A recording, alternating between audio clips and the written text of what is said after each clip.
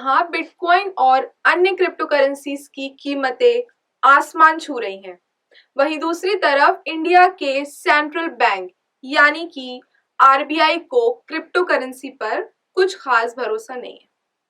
विश्वास तो दूर की बात, कुछ लोगों का तो ये भी मानना है कि क्रिप्टो को इंडिया में बैन कर देना चाहिए।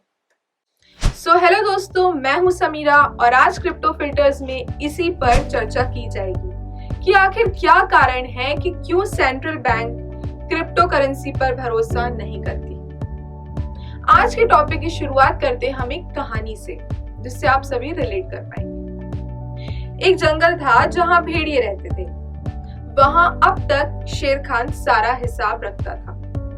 उसने एक रूल बनाया था कि भेड़िया जितना शिकार लाएंगे उन्हें उस हिसाब से हड्डियां मिलेंगी।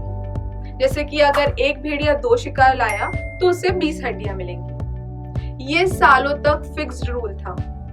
अगर कुछ बदलाव होते भी तो इस पर सिर्फ शेर खान का ही कंट्रोल होता था। शेर खान का इससे फायदा भी था, उसे अपना शिकार भी मिलता था और हड्डियों का इंतजाम भी हो जाता था। एक दिन जंगल में मोगली आया और उसने एक नया रूल निकाला। भेड़िया जो शिकार लाएंगे उस शिकार में से जितनी हड्डियां निकलेंगी वे सारी उस भेड़िया की होंगी। माने कि कोई एक अमाउंट फिक्स नहीं किया था। अगर हड्डियां ज्यादा हो तो भी भेड़िया की ही मौज और अगर कम हो तो भेड़िया का ही लॉस।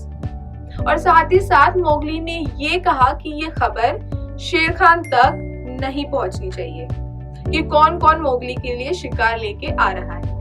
अब इस बात से शेर खान को तकलीफ हुई क्योंकि उसे लगा कि भेड़िए को अगर कम हड्डियां मिली तो सारे भेड़िए कमजोर हो जाएंगे और जंगल उतना ज्यादा खुशहाल नहीं रहेगा। वहीं किसी दिन लालच में अगर भेड़ियों ने ज्यादा शिकार दे दिया और उन्हें ज्यादा हड्डियां मिल गईं, तो वे घर बैठे आराम करने लगेंगे। और दूसरी बात, शेर खान को ये कभी नहीं पता लगेगा कि कौन कौन से भेड़िए मोगली को शिकार देते हैं। इसमें शेर खान का फायदा भी कुछ नहीं था और उसे उसके जंगल के लिए चिंता भी होने लगी थी। इसलिए अंत में उसने मोगली को जंगल से बाहर निकाल फेंका। अब आज के टॉपिक से इस कहानी को जोड़ते हैं, यानी कि इसे रिलेट करते हैं। अब तक शेर खान यानी कि सेंट्रल बैंक पर ही करेंसी रेगुलेट या कंट्रोल करने का जिम्मा है, लेकिन सेंट्रल बैंक का क्रिप्टो पर कोई भी कंट्रोल नहीं है। साथ ही साथ वे बहुत अनप्रेडिक्टेबल है। जैसे मोगली के रूल में भेड़ियों की हड्डियां उनके शिकार पर डिपेंड करती थी, वैसे ही क्रिप्टो करेंसी की वैल्यू इसके इन्वेस्टर पर डिपेंड करती है। वह कभी भी बढ़ सकती है और कभी भी घट सकती है। किसी क्रिप्टो करेंसी की वैल्यू कम होने पर उस इन्वेस्टर की भेड़िए की तरह भूखे पेट सोने की नौबत आ सकती है। और यही सोचकर शेर खान और सेंट्रल बैंक दोनों को ही अपने निवासियों के साथ साथ देश की चिंता है। दूसरा पॉइंट है कि सेंट्रल बैंक को शेर खान की ही तरह कोई जानकारी नहीं मिलने वाली थी। क्रिप्टो करेंसी अपने इन्वेस्टर्स को उनका डेटा गोपनीय रखने का बेनिफिट देती है, वैसे ही जैसे मोगली ने दिया।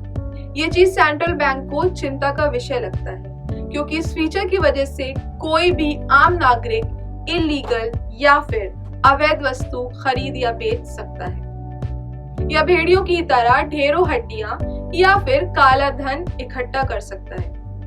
ये करने पर सेंट्रल बैंक और फाइनेंशियल इंस्टीट्यूशन को पता भी नहीं लगेगा। क्यों? क्योंकि जैसे पहले बताया कि मोगली के रूल की तरह क्रिप्टो करेंसी में खरीदने और बेचने का डेटा सेंट्रल बैंक से गोपनीय रहता है। अब आते हैं आखिरी वजह पर, जो है शेर खान का फायदा।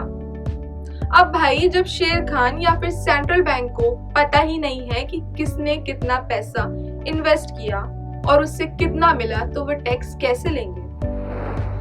हाँ, माना कि जंगल में टैक्स नहीं होता, लेकिन फायदा तो शेर खान का हो ही रहा था, जैसे सेंट्रल बैंक और गवर्नमेंट को होता है। फायदा भी छोड़ो, देश चलाने का पैसा तो टैक्स से ही आता है, जो क्रिप्टो की वजह से थोड़ा बिगड़ सकता है। तो ये कुछ ऐसे कारण हैं जिसकी वजह से सेंट्रल बैंक को क्रिप्टो करेंसी पर भरोसा नहीं है। आई होप ये वीडियो आपको समझ आ गया होगा। कमेंट सेक्शन में जरूर बताइएगा कि सेंट्रल बैंक भी शेर खान की तरह मोगली को निकाल फेंकेगा या फिर मोगली से हाथ मिला लेगा। तब तक के लिए मैं समीरा आपसे लेती हूँ इजाजत। अलविदा।